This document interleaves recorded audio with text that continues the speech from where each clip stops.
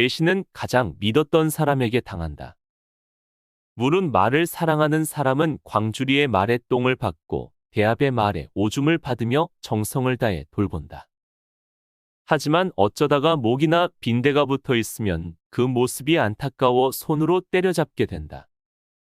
그러면 말이 깜짝 놀라 굴레를 던지고 발버둥을 치다 결국 그 사람은 머리가 깨지고 가슴이 부서지는 참극을 빚고 만다. 소중한 마음을 갖고 있으면서도 결국은 사랑하는 것을 잃고만이 어찌 조심하지 않을 수 있겠는가. 마음을 비워야 자신의 화를 통제할 수 있다. 한 사람이 배를 타고 강을 건너다가 빈 배가 와서 그의 배에 부딪히면 그가 아무리 성격이 나쁜 자일지라도 그는 화를 내지 않을 것이다. 그러나 그 배 안에 사람이 있으면 그는 그 사람에게 피하라고 소리칠 것이다. 그래도 듣지 못하면 그는 다시 소리칠 것이고 더욱더 큰 소리를 지르면서 저주를 퍼붓기 시작할 것이다. 이 모든 일은 그 배 안에 누군가 있기 때문에 일어난다. 만약 그 배가 빈 배라면 그는 소리치지 않을 것이고 화내지 않을 것이다. 세상의 강을 건너가는 그대 자신의 배를 그대가 비울 수 있다면 아무도 그대와 맞서지 않을 것이다. 그리고 아무도 그대를 해치려 하지 않을 것이다. 모든 죽음은 자연의 일부로 차이가 없다. 사내 종과 계집종 두 사람이 양을 치고 있다가 양을 잃고 말았다. 사내 종에게 물었더니 주간을 끼고 독서에 열중하여 그렇게 되었다고 하고 계집종에게 물었더니 놀이에 열중하여 그렇게 되었다고 하였다. 백인은 어떤 경우든 신하가 임금을 치면 안 된다는 명분을 지키다 수양산에 들어가 굶어 죽었고 도척은 자신의 이익을 추구하면서 사람들을 잔혹하게 죽이다 결국 동릉위에서 죽었다.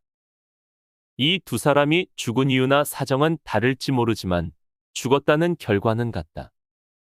그런데 두 사람의 죽음을 놓고 어느 것이 옳고 어느 것이 그르다 하는가?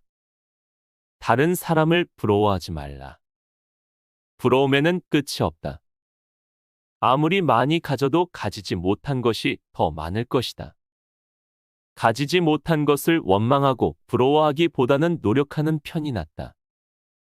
외발짐 승인 기는 다리가 많은 노래기를 부러워하고 노래기는 발이 없는 뱀을 부러워하며 뱀은 바람을 부러워하고 바람은 눈을 부러워하며 눈은 모든 것을 아는 마음을 부러워한다.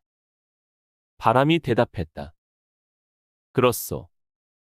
나는 소리를 울리며 단숨에 북해에서 남해로 갈 수 있소. 그러나 나 역시 때로는 손가락 하나도 이기지 못하고 나에게 오는 발걸음도 이기지 못할 때도 있어. 그러나 큰 나무를 꺾고 큰 집을 날리는 힘이 내게는 있어. 나의 이런 능력은 작은 것에는 지면서 큰 것에 이기는 방법을 터득한 결과라오. 큰 것을 이기는 일은 오직 성인만 가능하다오. 살아있는 것에는 이유가 있다. 쓸데없다고 하여 근심하지 말라. 해자가 장자에게 말했다. 나에게 커다란 나무가 있는데 사람들이 그것을 가죽나무라고 하오. 그런데 그 줄기는 울퉁불퉁하여 먹줄을 제대로 댈 수가 없고 가지는 비비꼬여서 자로 잴 수가 없어. 길에 서 있지만 목수가 거들떠보지도 않다오. 해자의 말을 듣고 장자가 대답한다. 당신은 살쾡이라는 짐승을 본 적이 있는지요? 그놈은 몸을 최대한 낮추어 조그마한 짐승을 노리거나 먹이를 찾아 사방을 돌아다닙니다. 그러다가 불운하게 덫이나 그물에 걸려 잡혀 죽기도 합니다. 그런데 저 검은 소는 하늘에 들이운 구름같이 큰 덩치를 갖고 있지만 쥐 한 마리도 잡지 못합니다. 그대에게 쓸모없는 큰 나무가 걱정거리라면 그것을 넓은 들판에 심어놓고 그 그늘 아래서 낮잠이나 자는 편이 나을 것입니다. 이 큰 나무는 세상의 관심과 소용에서는 멀어졌으나 도끼에 찍힐 일도 누가 해를 끼칠 일도 없어서 걱정에서도 멀어지겠지요. 정말 알면 모른다는 말이 나온다. 모른다는 사람이 전문가이고 안다는 사람은 초보자이다. 어떤 분야에 대한 지식이 적을수록 자신이 더 많이 알고 있다고 생각하는 경향이 강하다. 피상적으로 겉모습만 볼 때는 어떤 문제든 간단해 보인다. 하지만 그 분야를 파고들면 들수록 자신이 알고 있는 지식이 별것 아닌 것임을 깨닫게 되어 섣부른 확신이 줄어들게 된다. 인생은 속도가 아니라 방향이다. 남들보다 일찍 출세가도를 달린다고 해서 전혀 부러워할 필요가 없다.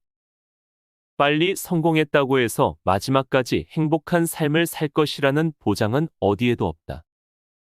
오히려 오만과 편견에 빠져 더 큰 욕심을 내며 폭주하다가 패가망신하는 경우도 많다.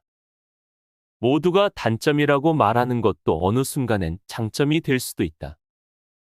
그러니 자신의 단점만을 보고 채찍질을 하며 조바심을 내는 것은 어리석은 일이다. 인생은 속도가 아니라 방향이다. 조금 더디더라도 방향만 맞게 가고 있다면 누구에게나 기회의 순간이 찾아오게 마련이고 당신에게도 인생의 황금기가 적절한 시기에 찾아올 것이다. 통발은 물고기 때문에 존재한다.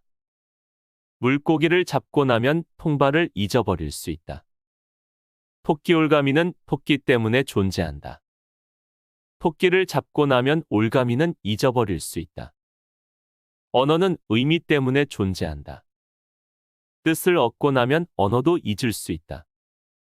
어디서 내가 언어를 잊어버린 사람을 만나서 그와 함께 이야기를 나눌 수 있을까? 죽음도 자연의 일부이니 두려워 말라. 장자의 죽음이 가까워지자 제자들은 그를 성대히 장사 지내려 하였다. 그때 장자가 말하였다. 나는 하늘과 땅을 관과 겉관으로 삼고 해와 달을 한 쌍의 굿을 장식으로 삼고 별자리를 진주와 옥장식으로 삼고 만물을 부장품으로 삼으려고 하니 나의 장구는 이미 다 갖추어진 것이 아닌가. 여기에 무엇을 더 보태겠느냐? 제자들이 말하였다. 저희들은 까마귀나 솔개가 선생님을 먹어버릴까 두렵습니다. 장자가 말하였다. 땅 위에 놓아두면 까마귀와 솔개가 먹을 것이고 땅 아래에 묻으면 개미들이 먹을 것이다.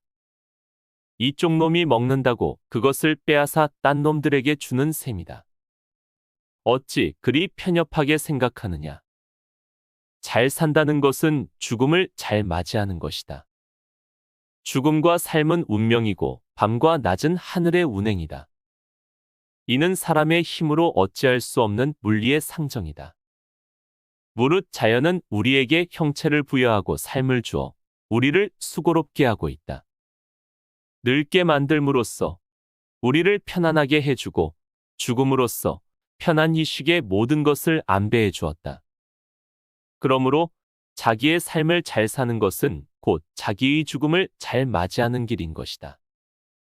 이 넓디 넓은 세상에서 사람들은 작은 지혜로 스스로를 옭아맨다. 어찌하여 보다 큰 지혜로 마음의 속박을 풀어버리고 흰 구름 위에 유유히 논일며 도와 벗하지 않는가. 연못가에 사는 꿩은 10걸음을 옮겨 먹이를 한 입 쪼아 먹고 100걸음을 걸어야 물을 한 모금 마실 수 있지만 세상에 갇히는 것은 원치 않는다. 음식은 쉽게 얻어지겠지만 마음이 갇히기 때문이다. 우물 속 개구리와는 바다를 논할 수 없다. 그는 그가 사는 공간에 제한을 받는다. 여름 곤충과 얼음을 논할 수 없다. 그는 한 계절에 묶여 있다. 들어가서 숨지 말고 나와서 빛나지 말고 가운데에 가만히 서 있어라. 탄생은 시작이 아니고 죽음은 끝이 아니다. 일어날 수 있는 모든 일에 몰입하고 마음을 자유롭게 하라. 생명은 유한하지만 지식은 무한하다. 확증된 사실을 전달하라. 과정된 말을 전달하지 말라. 그렇게만 해도 문제가 없을 것이다. 길은 그 위를 걸으면 만들어진다. 통찰력이 있으면 내면의 눈, 내면의 귀를 이용하여 사물의 핵심을 꿰뚫으면 지적인 지식은 필요 없다. 사람들이 무시해야 할 것은 무시하지 않고 무시해서는 안 될 것은 무시하는 것을 무지라고 한다.